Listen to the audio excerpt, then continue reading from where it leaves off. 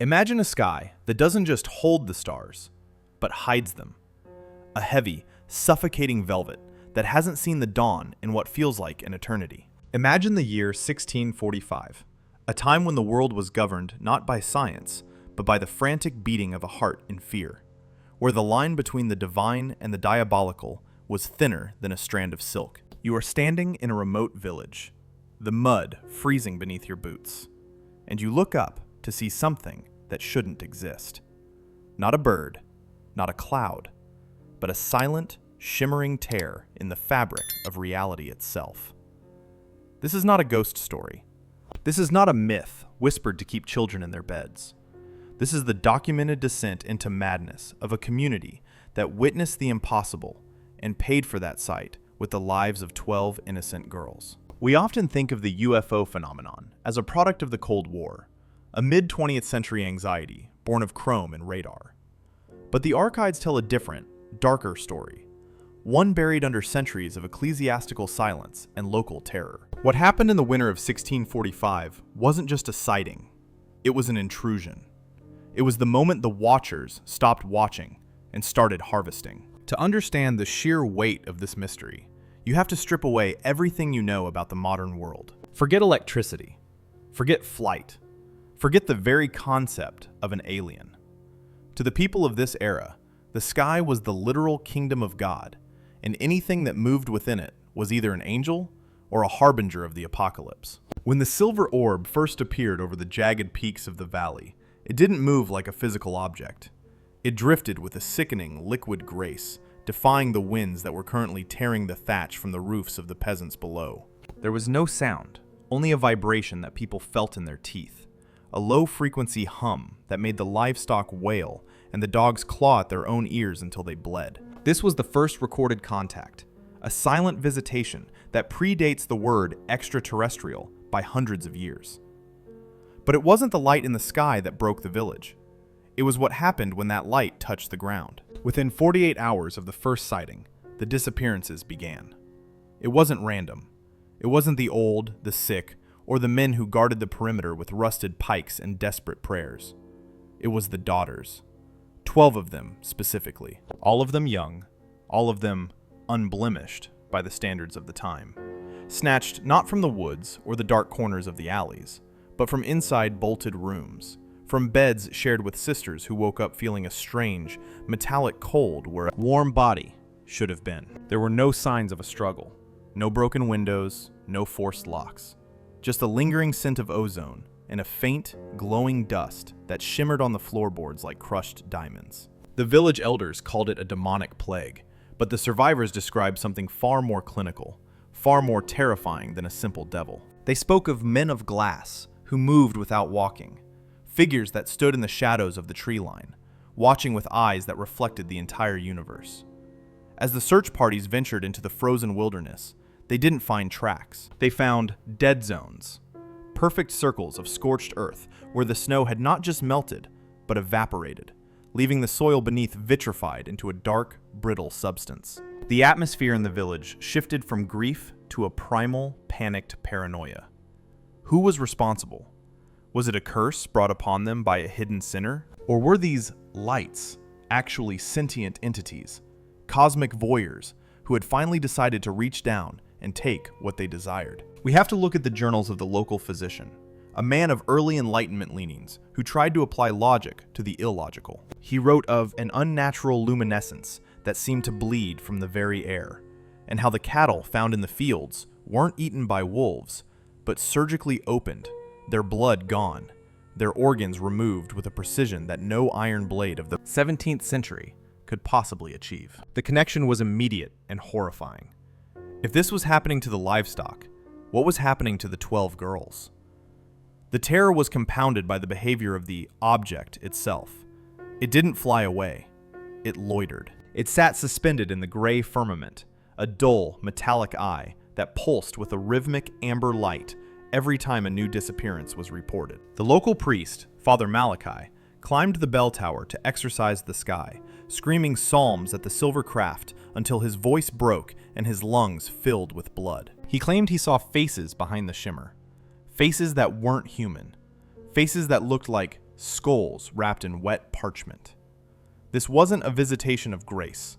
It was a cosmic, predatory event. The village was being fenced in, not by walls, but by a high-strung frequency that prevented anyone from leaving. Those who tried to flee the valley were found days later, wandering in circles, their minds wiped clean, their eyes turned milk white as if they had looked directly into the sun for hours on end.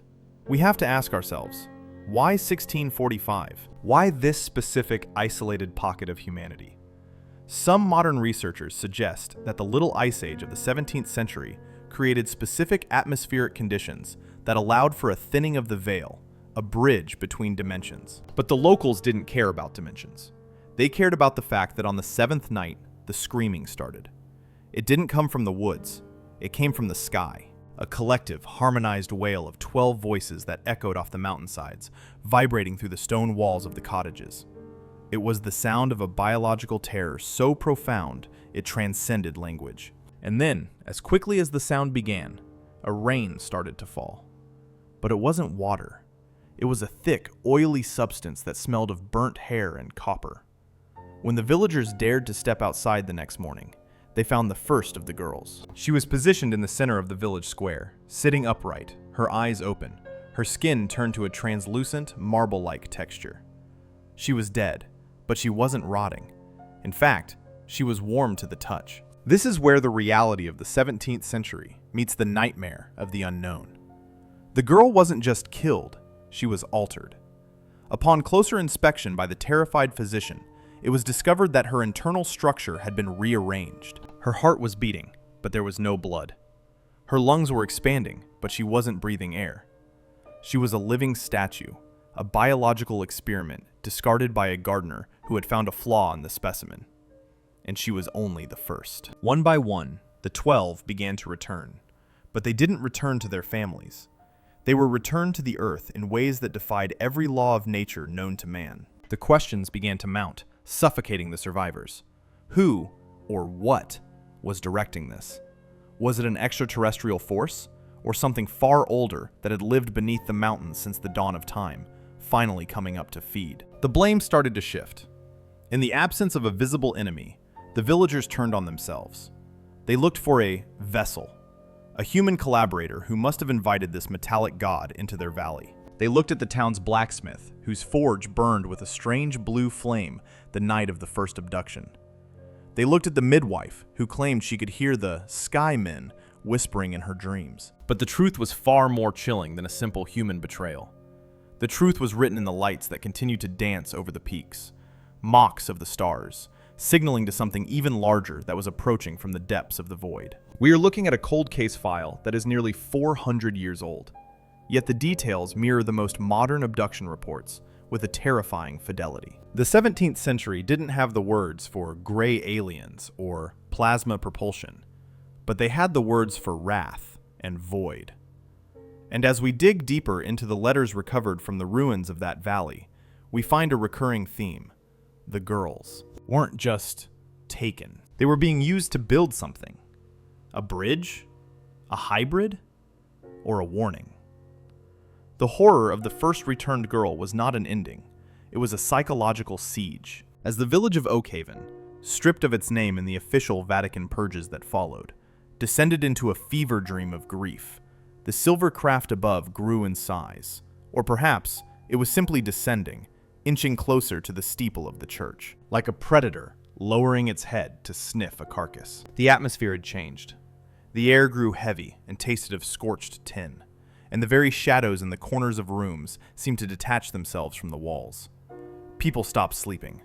They couldn't. Every time they closed their eyes, they saw the same thing, a vast, geometric hive of light and the silhouettes of the 12 daughters moving through it like fish in a tank of glowing bile. The physician, Dr. Aristone, recorded in his final, legible journal entry that the village was no longer inhabiting the year 1645. They had been pulled into a pocket of time where the sun refused to rise fully, leaving the world in a perpetual, sickly twilight of bruised purples and charcoal grays. By the 5th day after the first girl's return, the 2nd and 3rd were delivered. This time there was no rain. The villagers woke up to find them standing on the surface of the frozen lake, their feet not breaking the ice, but fused to it. They were positioned back to back, their arms intertwined in a way that suggested their bones had been softened like wax and remolded. When the men went out with axes to retrieve them, they found that the girl's skin had developed a faint, pulsating luminescence, a bioluminescent map of veins that glowed with a rhythmic emerald light. They weren't just dead. They had been repurposed into organic lanterns. As the blacksmith struck the ice near them, a shockwave of pure kinetic energy threw him back 30 feet, snapping his spine instantly. The message was clear. Do not touch the cargo. The Watchers were not done with their display. The village was being turned into an exhibition of cosmic desecration, a gallery of what can be done to human clay when the sculptor has no soul. The psychological breaking point came when the Men of Glass finally stepped out of the periphery. They were no longer just shadows in the tree line. They began to appear inside the homes. Imagine sitting by a dying fire, clutching a rusted knife, only to see the air shimmer like heat over a summer road. And then a figure emerges, 7 feet tall, spindly, with limbs that have too many joints, and a head that is nothing more than a smooth, reflective surface of obsidian. They didn't speak. They didn't growl. They moved with a terrifying, stuttering motion, appearing in one spot and then another, bypassing the physical limitations of the room. They weren't looking for food. They were looking for data. They would stand over the remaining children, their long, needle-like fingers hovering just millimeters from the skin, vibrating so fast they became a blur. The villagers realized then that their locks, their prayers, and their salt circles were useless. They were living in a house with no roof, exposed to the gaze of an intellect so vast and so cold that human suffering was merely a variable in a calculation they couldn't begin to understand. Who was responsible? The panic turned inward, a jagged blade of suspicion. A rumor caught fire, spread by the half-mad sacristan, that the girls hadn't been chosen at random. He claims that the Sky Engine was responding to a signal sent from a cavern beneath the old ruins on the northern ridge. He accused the 12 families of a blood pact, a desperate bargain for a harvest that never came. The violence was instantaneous. In a world where the sky is falling, the only thing a man can control is the life of his neighbor. The village square, already haunted by the Marble Girl, became a theater of interrogation. Neighbors who had shared bread for decades were now holding brands of hot iron to each other's flesh, demanding to know the secret of the Silver Eye. But the sky provided no answers, only more victims. The 4th, 5th, and 6th girls were found inside the church, hanging in the air, not by ropes, but suspended in a column of localized gravity, their hair floating upward as if they were underwater, their mouths open in a silent, eternal scream that emitted a frequency so high it caused the stained glass to explode outward in a shower of colorful daggers. The sheer scale of the anomaly began to warp the physical geography of the valley. The trees near the sighting zones didn't just die. They began to grow in reverse, their branches curling back into the trunks, their leaves turning into a brittle, metallic foil. Gravity became inconsistent. A bucket of water would spill toward the ceiling. A stone dropped from a hand would take minutes to reach the ground. The 17th century UFO wasn't just a ship. It was a terraforming engine that was rewriting the laws of physics within its radius. And the 12 girls were the anchors. Doctor. Aristone's notes become frantic here, describing how the bodies of the returned girls seemed to be acting as receivers. He noticed that whenever the silver orb pulsed in the sky, the girls' bodies would twitch in perfect unison, their dead nervous systems firing off signals to an unknown destination. They were being used as biological antennas, relaying information about the Earth's atmosphere, its gravity, and its inhabitants back to the great silence above. The death of the 12 virgins wasn't a ritual sacrifice in the way we understand it. It wasn't for a god or a demon. It was a harvest of purity. In the 17th century, the concept of virginity was tied to spiritual cleanliness, but to the entities in the craft, it likely represented a lack of biological contamination. They needed clean genetic templates to test the effects of their reality warping field. Each girl represented a different stage of the experiment. The 7th and 8th girls were found in the fields, their bodies merged with the earth itself, their flesh turning into a crystalline structure that mimicked the local quartz, yet still retained the hauntingly recognizable features of their faces. They were being turned into the planet. The villagers, now completely broken, began to worship the very things that were destroying them. They knelt in the mud before the shimmering glassmen, offering up their remaining livestock, their jewelry, their very lives, pleading for an end to the glow. But the entities didn't want their gold. They didn't want their worship. They wanted their transition. By the time the 9th and 10th girls appeared, the village was a graveyard of the living. These two were returned together, fused at the chest, a horrific mockery of a twin. But they were breathing. A wet mechanical rasp that could be heard from the edge of the woods. Their eyes had been replaced with spheres of a material that looked like liquid mercury, constantly shifting and reflecting images of a world that didn't look like Earth. A world of black suns and floating monoliths. Anyone who looked into those mercury eyes for more than a second was struck by a violent seizure, their brains literally overheating from the sheer volume of alien data being force-fed into their visual cortex. The men of glass were no longer hiding. They walked the streets openly now, their long shadows stretching out like oily stains. They were preparing the site for the final phase. The air began to hum with a sound like 1,000 swarming hives, and the silver orb above began to open, unfolding like a metallic lotus, revealing a core of light so bright it turned the night into a blinding, shadowless noon. The horror wasn't just in the deaths, but in the systematic erasure of what it meant to be human. The girls weren't just killed, they were unmade. Their identities, their memories, their very atoms were being harvested to fuel the quote-unquote engine.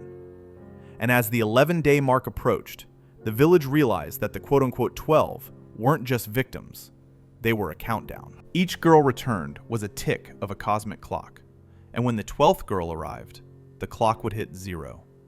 The desperation was a thick, physical thing now. Father Malachi, in a final act of insanity, tried to burn the church down with the suspended girls inside, hoping to release their souls with fire. But the fire wouldn't take. The flames licked at the girls' feet and turned blue, then froze into jagged spikes of orange ice.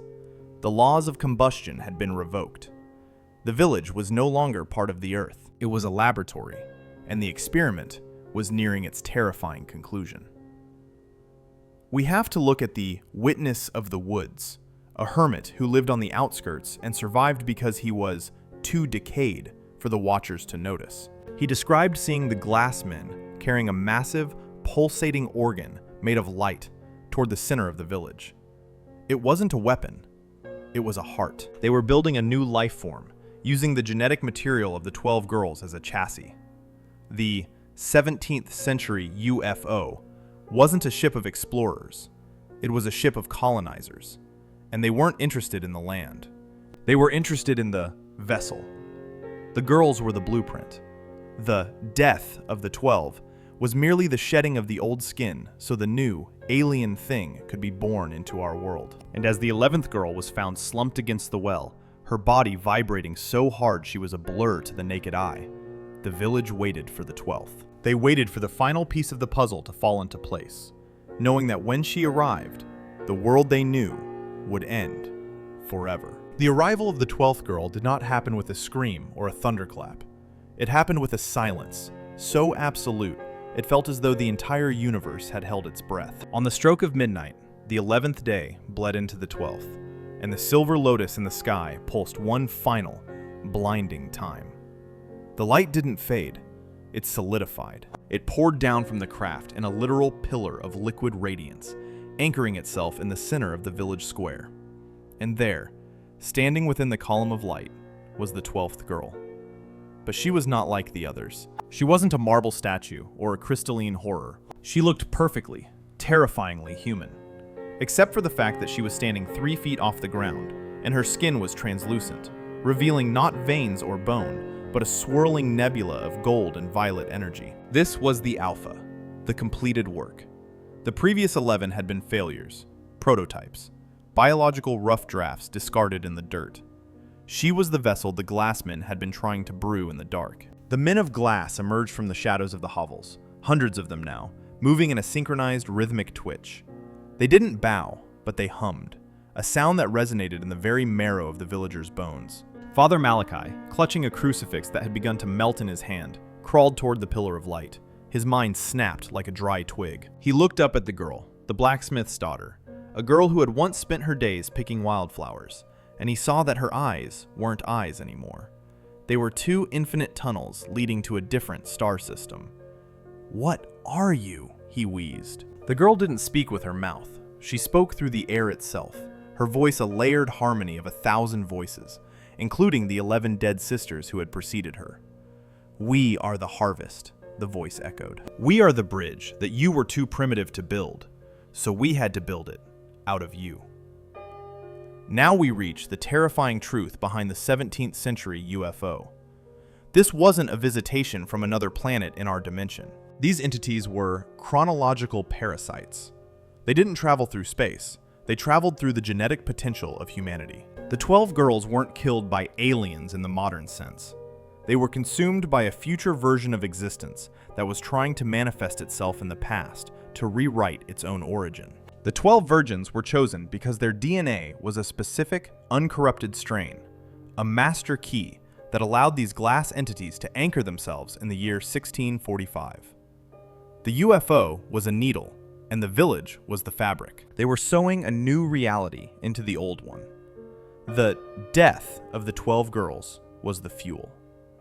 As the 12th girl began to glow with the intensity of a dying star, the bodies of the other 11 girls across the village began to dissolve. The marble girl in the square, the twins on the lake, the floating girls in the church, they all turned into ribbons of pure, white information. These ribbons flew through the air, snaking toward the 12th girl, being absorbed into her chest. Each death had been a distillation of a human soul into a format that the silver craft could process. It was a cold, industrial slaughter of the spirit. The village watched as their daughters were literally erased from history, their physical remains becoming nothing more than ash that smelled of ozone and ancient dust. Then came the Ascension, a moment of horror that defies 17th century description. The 12th girl began to expand. Her skin tore open, but there was no blood, only more light. From within her, something else began to crawl out. It was a creature made of geometry and mathematics, a shifting fractal of light and shadow that occupied more dimensions than the human eye could perceive. This was the true form of the Glassmen's god. It used the girl's body as a womb, and its birth tore the very atmosphere of the valley apart. A vacuum was created. The air was sucked out of the village in a roar of rushing wind. Houses were flattened not by fire, but by the sheer weight of the wrongness appearing in the center of the square. The villagers who weren't killed instantly by the vacuum saw the sky literally peel away. Behind the clouds, there wasn't space. There was a machine, a gargantuan, clockwork structure of silver and glass that spanned the entire horizon.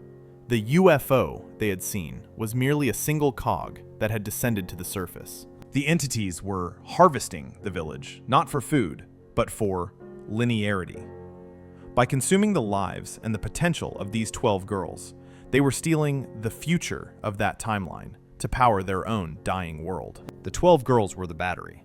The 1645 incident was a cosmic heist. As the god emerged fully, it reached out with limbs made of frozen light and touched the ground. Everywhere it touched, time ceased to exist. The people became frozen in mid-scream, turned into pillars of salt-like glass. The physician, Dr. Aristone, managed to scribe one last line as his fingers turned to crystal. They did not come from the stars. They came from the end of us. The light became so intense that it was no longer light. It was a physical weight that crushed the village into the earth. And then, in a flash of silent white heat, it was gone. When the sun finally rose on the 13th day, there was no village. There were no woods. There was only a perfectly circular crater, 3 miles wide, the surface of which was as smooth and reflective as a mirror. There were no bodies, no ruins, no signs of life. The UFO, the Glassmen, and the 12 virgins had vanished, taking the entire valley with them. They hadn't just left, they had unexisted that portion of the earth. The only reason we know about this today is because of the Oakhaven fragments, a collection of scorched journals and letters found in a hidden cellar at the very edge of the blast radius, protected by a strange, metallic lead lining that appeared to be of non-human origin. The Vatican's response was swift and total. They didn't just suppress the story, they burned the maps. They renamed the region and declared it a devil's mouth, a place where the earth had swallowed the sinful. But the forensic evidence in the fragments tells a different story. The chemical composition of the mirror crater was analyzed centuries later by clandestine researchers. It wasn't earth, and it wasn't glass. It was a form of stabilized vacuum, a hole in the universe where time had literally been stopped. So, who was guilty of the death of the 12? It wasn't a cult, and it wasn't a single villain. The culprit was a predatory evolution. We were the prey. The girls were guilty only of being the most perfect examples of a species that a dying future needed to survive. They weren't murdered, they were formatted. The glassmen were our own descendants, or perhaps a version of us that had lost its soul and returned to the 17th century to find one. They didn't find it. They only found raw material. The most chilling part of the Oak Haven mystery isn't the lights in the sky or the strange deaths. It's the fact that in modern-day sightings, in the cornfields of the Midwest, in the deserts of Nevada, in the forests of Siberia, the patterns are beginning to repeat. The men of glass have been seen again. The silver lotus has been spotted unfolding in the upper atmosphere. And across the world, young, unblemished individuals are disappearing without a trace, leaving behind nothing but the scent of ozone and a faint, shimmering dust. The experiment of 1645 wasn't a one-time event. It was a successful test run. The 12th girl is still out there, in a sense. Some believe she is the queen of the void, the consciousness that now pilots that massive, clockwork machine behind the sky. She is the bridge. And as we look up at the UFOs of the 21st century, we have to wonder, are we looking at explorers, or are we looking at the harvesters coming back to collect the rest of the crop? The riddle of the 17th century remains unsolved, because the answer is too terrifying to accept. We are not the masters of our history. We are the livestock of our future. And the 12 virgins were just the first payment on a debt that the human race didn't even know it owed. The next time you see a light in the sky that doesn't move like a plane, a star that pulses with an amber, rhythmic beat, don't pray, don't hide, and for God's sake, don't look it in the eye. Because once they've chosen the 12 for this cycle, there is no power on earth, divine or otherwise, that can stop the harvest from beginning again. The glassmen are patient. They have all of time, and they are very, very hungry for the light we carry inside our veins.